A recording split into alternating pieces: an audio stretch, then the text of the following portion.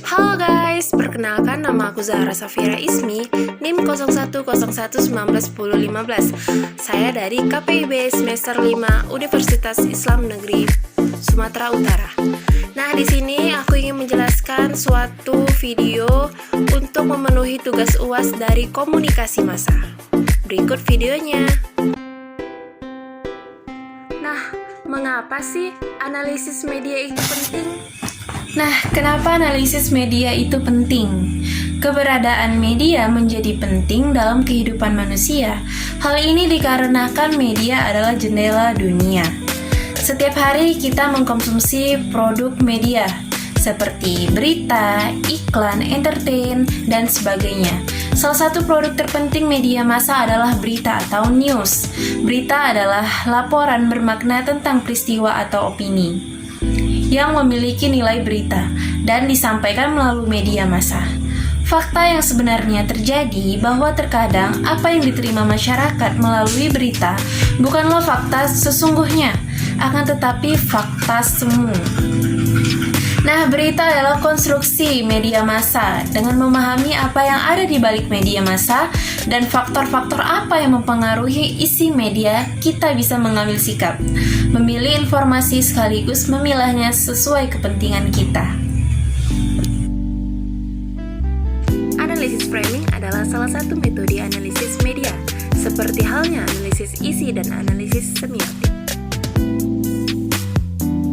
Konsep analisis framing terdiri dari frame dan framing. Berikut penjelasan.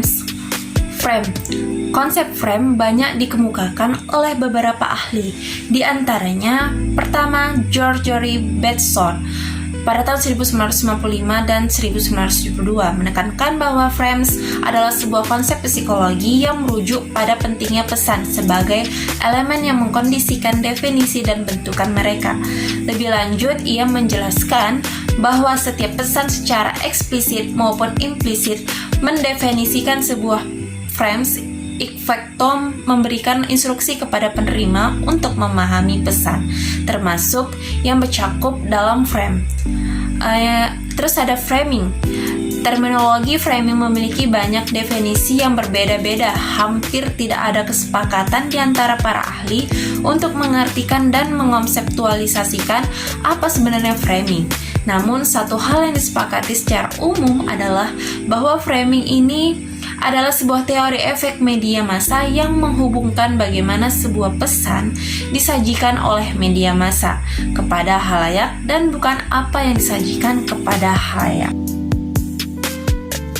Metode dalam analisis framing menggunakan metode kualitatif dan kuantitatif.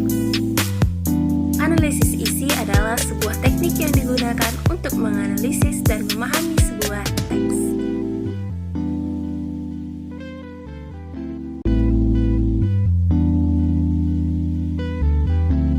Analisis isi memiliki tujuan sebagai berikut. Yang pertama, menggambarkan karakteristik pesan. Analisis isi banyak dipakai untuk menggambarkan karakteristik isi dari suatu pesan. Paling tidak ada 4 desain analisis isi yang umumnya dipakai untuk menggambarkan karakteristik pesan, yaitu yang pertama ada analisis yang dipakai untuk menggambarkan pesan dari sumber yang sama, tetapi dalam waktu yang berbeda. Analisis isi dipakai untuk melihat pesan pada situasi yang berbeda.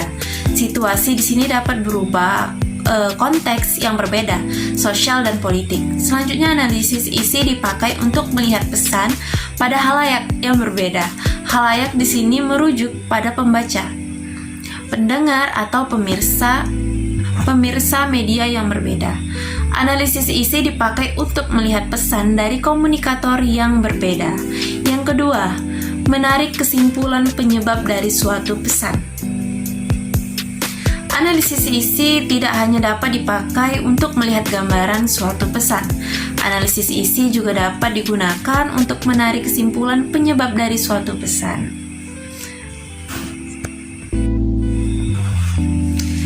Analisis isi kuantitatif memfokuskan risetnya pada isi komunikasi yang tersurat atau tampak atau manifest. Nah, sedangkan analisis isi kualitatif ini bersifat sistematis, analisis tapi tidak kaku seperti dalam analisis isi kuantitatif. ini saja video singkat saya. Sekian dan